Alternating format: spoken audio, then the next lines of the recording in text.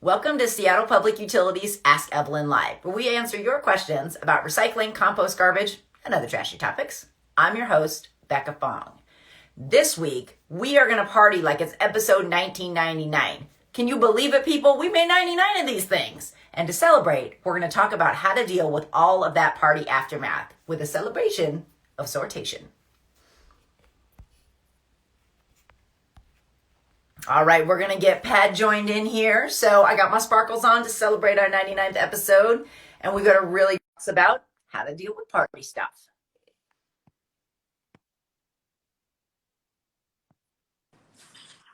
Hey, Pat. Hey, Becca. How's it going?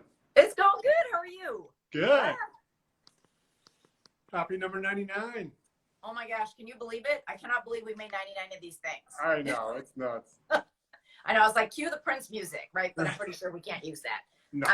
Yeah. No. But we're going to party like it's 1999 anyway. All right. So, all right, we got a really good question to kind of kick off this topic. Okay, I'll jump right into it. Question comes from August. There's a, hi, Evelyn. We had our first gathering since the before times, since pandemic. We had all the balloons, sparkly banners. We erred on the side of caution and got compostable paper plates and cups and utensils. The bummer is paper with glitter. The banner has that, I should say. Okay. Can I put that in the recycling? All the compostable stuff can go straight in the compost cart, right? What about balloons? So August has a lot of good questions about typical party stuff. Yeah. Becca, what's the quick answer? Okay, so quick answer. It is the bummer about the banner with the glitter. So unfortunately that and the balloons have to go in the garbage. And then as far as all the paper plates, good on you. I can totally empathize with that. You know, erring on the side of caution, probably shouldn't be sharing too much stuff. And all that stuff is clearly marked compostable, can absolutely go into your compost cart. That's right. But let's get into the details because there are quite a few things that August wrote to us about. Right. So, I mean, things like banners with glitter on them, reusable is the best. I mean, Totally. If you're going to have a party and you know you're a person who throws parties, then get yourself a banner that's easy to roll up and tuck away and save for the next party. Glitter's not a bad thing if glitter is a part of your artwork, kind of your, you know, your supply of decorations.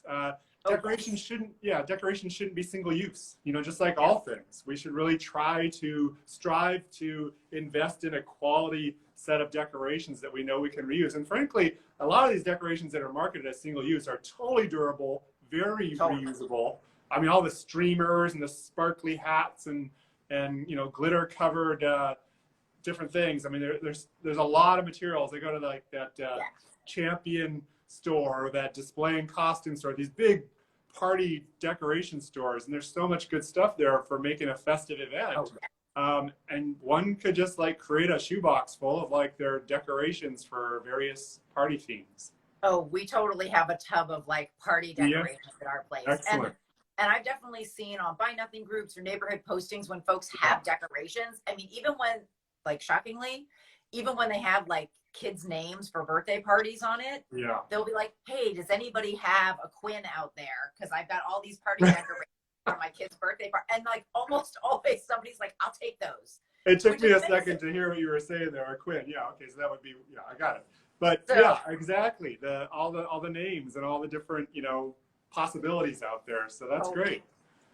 Yeah, which is awesome. So then we get to balloons. Balloons are a hard one. That's a tough one. Yeah. Balloons are hard. They're not recyclable in any form whatsoever. You know, I hope there aren't these big events anymore where they release 100,000 balloons. You know, and like it's not the 80s anymore. This is not, because all that stuff from here goes right into the environment. I mean, if you were to do that at, you know, a stadium here in town, we'd probably end up most of it in Puget Sound or, you know, in the hillsides here and there. So we don't want this rubbery plastic stuff spread around, you know, like that. So if you're gonna do balloons, then, you know, once they're done, if you can pop them and put them in the trash, that's great. Or if you can save them, or, you know, give them to the kids to play with them until they totally lose their, you know, value. Oh, they're lost. Absolutely. But so balloons are kind of they're one of those things. I'm not like an anti-balloon person personally. I think there's a time and a place for that. But the overdoing it and the irresponsible management of it that is kind of like needs to be pulled back a bit. Yeah, I feel that way about glitter. A lot of people are not a big fan of glitter. I'm like, sparkles are okay, but you got to manage it properly. That's right. So, I mean, like so many things in life, right? Yeah. But we also, digressing to balloons, I definitely, we've seen questions about Mylar balloons. And again, like no types of balloons are recyclable in any form. Mylar balloons, the helium balloons, all of that stuff is garbage. Right. So I think, we went to a show we did not that long ago. I think we talked a little bit about decorations, and I had one of those things that opens up and it creates like a sphere of like tissue paper that's cut away. Yep. And you can find those still at some of those costume stores and such. They're out there. So that would be a recyclable item, but again, a fully reusable item.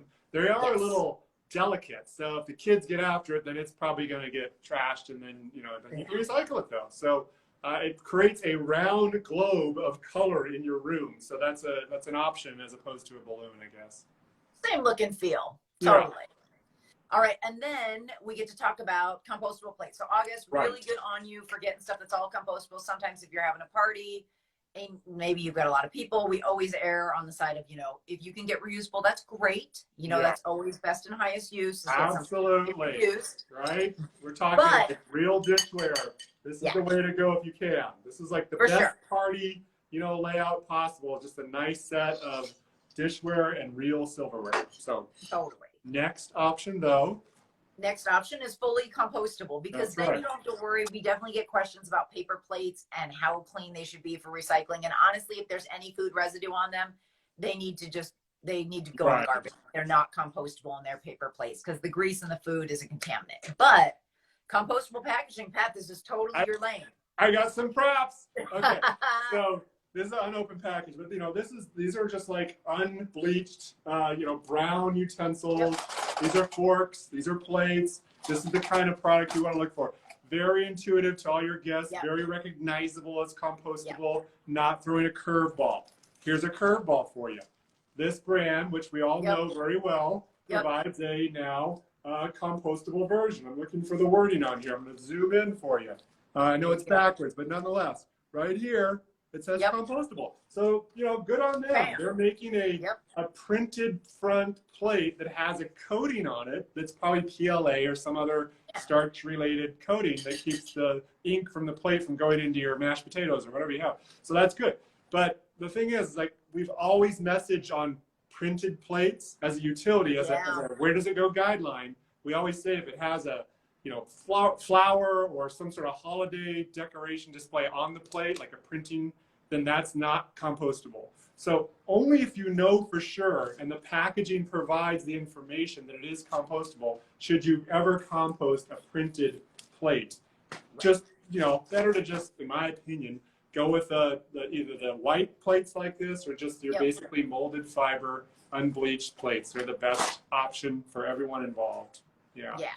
And I think, it all has to say compostable like you saw in the package, which is great because we take, what are the 3 things we take, Pat, in the compost? We got yard waste, food waste, and approved compostable packaging. Perfect. Yeah. So, I mean, that's kind of it. I do appreciate, though, that Solo and some of those brands who are doing printed plates that have to say, compostable on them. It doesn't have to be boring to have it be compostable. So I can appreciate that. I've definitely heard from folks who are like, well, I want a little color. And it's like, who doesn't want a little color? You want a little color? Get yourself some paper straws. These are fun, right? Yeah, those are bring color into your drinks. That's fun stuff. So, absolutely. So, all right, August, great question. So, as a quick recap, of course, reuse it if you can. All of the stuff that you've got, if you can reuse it, absolutely. Anything that's got too much glitter, though, has to go into the garbage. There's just too much plastic. I mean, it's tiny little pieces of plastic. It's too much if it's on a paper banner. All balloons go in the garbage. And approved compostable packaging is good to go straight into your compost. Right. So thank you for that question. And as always, a quick reminder that this show is run on your questions. So make sure you keep them coming. Facebook, Twitter, Instagram, or you can send us an email at askevelyn@seattle.gov. So, and as a really quick reminder, we are partying like this episode is $19.99. That means that our next episode is episode 100. And we really hope that you guys will tune in next week because Pat and I are going to have this really awesome conversation, right, Pat? What are we going to talk about next week? Well, it's a century celebration, right? It's how else can we say it? It's 100 times fun. So we're gonna get after it. We're gonna talk about everything from the origins of Evelyn the envelope and Ask Evelyn to Seattle's first curbside recycling program, to the future of the solid waste master plan for the comp plan for the city of Seattle. Like, where are we headed? So it's going to be a longer episode. It's going to be a fun episode. We'll have more props, and it's going to be great. 100 episodes of Ask Evelyn. I'm looking forward to it. Absolutely. Thank you guys all for tuning in and watching. We have loved making these shows and hearing questions from you guys and getting feedback. And we're really excited to take a little trip down memory lane and then show you how that lane is moving into the future. So we'll see you guys next week, Wednesday at 11:30. And with that, 1:30. Yeah. 1:30. Thank you. Yeah. 1:30. And with that, I'm Becca Fong, and life's simpler with less stuff. And I'm Pat Kaufman. Remember to recycle right. We'll see you next week. See you next week, guys. Bye.